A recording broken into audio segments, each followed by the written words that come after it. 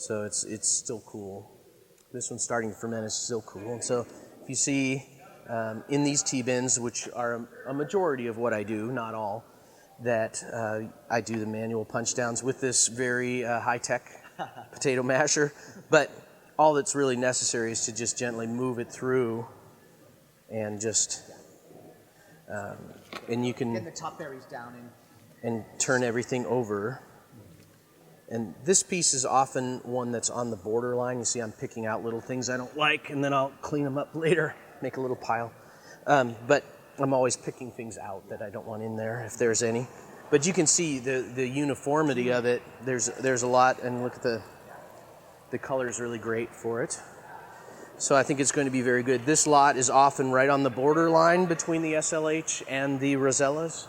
So I have used it both ways depending on how it turns out year to year. And part of the reason it is separate from, for example, this one, which is the first pick of the same field, the same rows, is that there is the way the land lies, there's a flatter spot which matures slightly earlier. It has better drainage, and that's this one right here. And then there's a little bit of a low spot that collects more water or moisture, and typically the canopy grows just a bit more, and the fruit takes longer to mature there. So he allows me, Gary Francione, who's the grower of Rosellas, allows me to pick them separately, which is really a nice thing to do.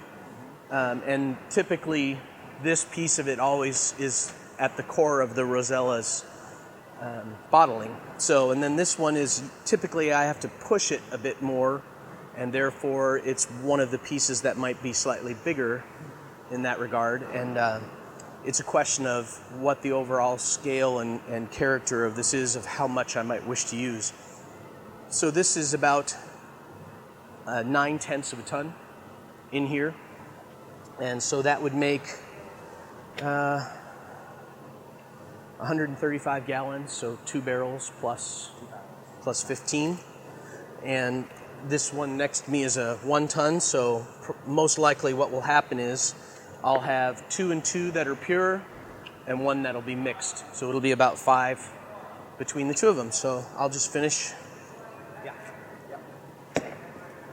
doing that. And then concurrent to that, I will also select different kinds of oak. So again, the lots that are at the core, I'm not looking to put so much oak or too much oak on them. I want them, but they need some, but I want them to kind of carry the liveliness. And something like this, typically I would put a little bit bigger, smokier, choose a bigger, smokier barrel for it because of the bigger profile.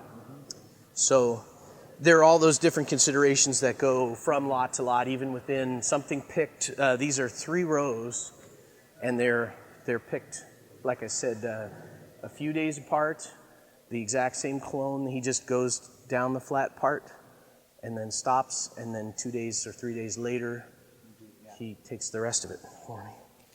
So his farming is really immaculate farming, and the result is evident. So again, with the color, and this is just in the middle of its fermentation, so ultimately it might not have quite as much color in the bottle, but it shows you that it has very good extract, very good potential. Sometimes you have Pinots which are going to be much lighter in color, right? So at this point in time, when you're punching it down, I mean, are you almost able to tell that it's going to have that, or does that depth, the richness and color come actually with the type of barrel? No, it really is evident. You can see it when you crush it, for the most part, and you can sense it as it ferments whether it really has the stuff. And a lot of times, what happens is you can be surprised a little bit one direction or another, but mostly you know when you see it. It is like everything in wine, it's a je ne sais quoi kind of thing.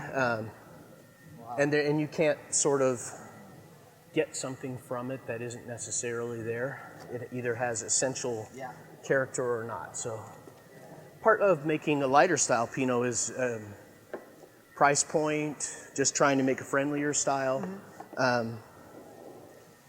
that's a little bit of the balance. Like I say, picking something a little earlier so it has more acidity and snap to it and brightness, pardon me, versus really going for a bigger presentation.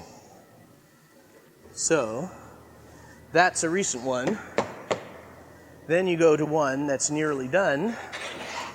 Over here. Oh, we're good for now.